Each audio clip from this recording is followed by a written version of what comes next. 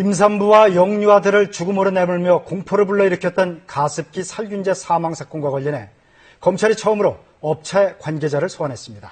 기업들이 이 살균제의 유해성을 언제, 어디까지 알고 있었는지를 확인하는 것이 수사의 핵심입니다. 김유대 기자의 보도입니다. 가습기 살균제 제조업체인 옥시레킷 벤키저의 인사 담당 임원이 오늘 검찰에 출석했습니다. 가습기 살균제 사망자들이 가장 많이 사용한 제품을 만들었던 옥시가 첫 번째 소환 대상이 된 겁니다. 옥시가 유해 물질인 PHMG를 넣은 살균제를 팔기 시작한 것은 지난 2001년, 피해 신고 등이 있었지만 본격적으로 문제가 된 것은 2011년부터입니다. 산모 7명이 폐가 굳는 증상으로 입원했는데 4명이 폐섬유화로 숨졌습니다. 넉 달 뒤 보건당국은 폐섬유화의 원인이 가습기 살균제에 들어간 물질로 추정된다고 발표했습니다. 이후 정부가 공식 확인한 피해자만 530명이고 이 가운데 146명이 숨졌습니다. 피해자들은 2012년 가습기 살균제 제조, 판매, 유통업체 19곳을 고소했습니다. 얘가 그렇게 얼마나 힘들었을까 생각했어. 숨 쉬는데 3개월짜리 말도 자기 표현도 잘 못하는 애가. 검찰의 1차 수사 대상은 옥시와 홈플러스, 롯데마트, 셰프 등 4곳입니다. 제조사들이 안전성 확보에 소홀한 것이 확인되면 과실치사 혐의가 적용될 것이란 전망이 우세합니다.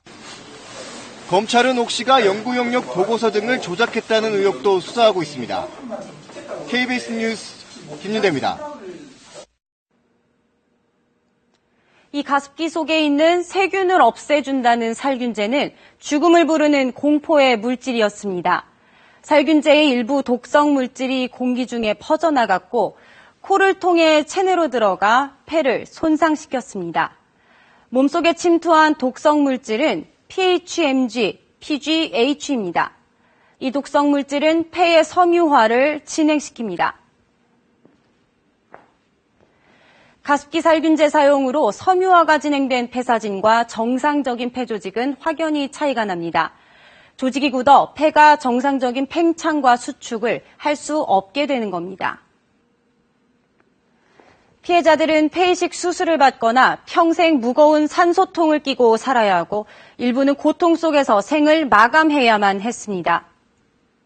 이게 산소가 굉장히 필요한 일이더라고요. 일어나서 움직이면 이 작은 행동 하나하나가 엄청난 사회적 공분을 불러일으켰지만 검찰은 5년이 다 돼서야 본격적인 수사에 착수했습니다. 진실을 밝히고 관련자를 처벌하기 위한 국가의 개입은 왜 이렇게 늦어진 건지 노윤정 기자가 취재했습니다. 가습기 살균제 피해자들이 지난해 옥시레킷 벤키저의 본사가 있는 영국을 찾았습니다.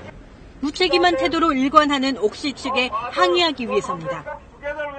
This company's product has been killed. Korean babies, Korean pregnant women.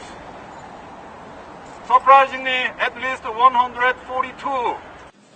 질병관리본부가 원인 모를 폐질환의 원인이 가습기 살균제로 추정된다고 발표한 건 4년여 전입니다. 그 이후 관련 부처는 서로 책임을 떠넘겼습니다.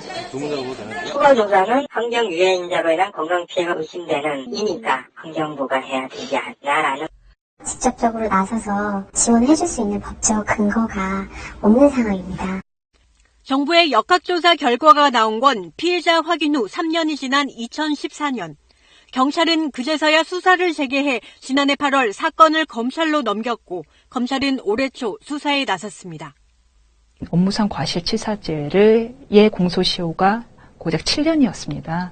그렇기 때문에 그 전에 이미 사망한 분들은 이미 7년이 지났을 가능성이 있는 거죠.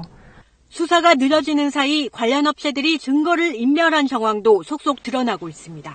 KBS 뉴스 노윤정입니다.